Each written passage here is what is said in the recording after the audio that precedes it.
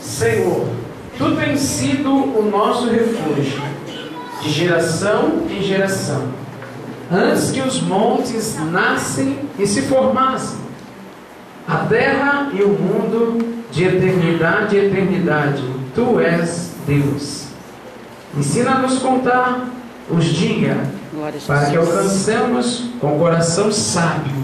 Sacia-nos de manhã com a Tua benignidade, para cantarmos de júbilo e nos alegramos todos nossos dias. Aleluia.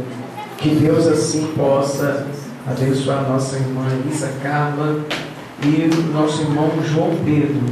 O Senhor é que te guarde. O Senhor é a tua sombra, a tua direita. De dia não te molestará o sol, nem a lua te molestará. O Senhor guardará de todo mal, guardará a tua alma.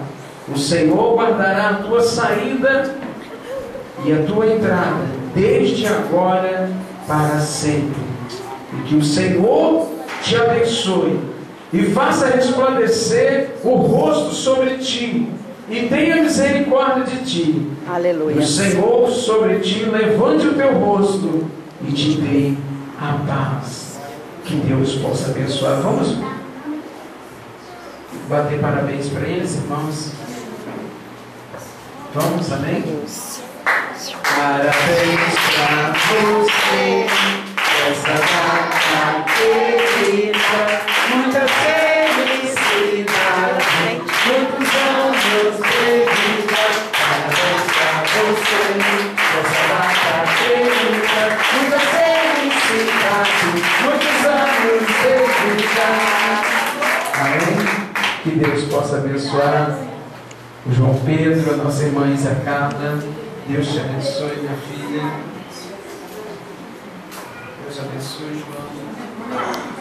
Amém, irmãos? Glória a Deus. Graças a Deus. Que Deus possa abençoar os nossos aniversariantes da noite, né? Amém? Nós vamos estar fazendo a oração da fé, irmãos. Lembrando, amanhã nós temos a campanha. Acabou na Pesca hora. Aqui a maravilhosa. bateria. Lembrando que sexta-feira nós estamos aqui, né, irmãos? Nossa, Juntos aqui, a partir das 19 horas. Deu para filmar todo Nós mundo. estamos aqui numa reunião de membros. Amém?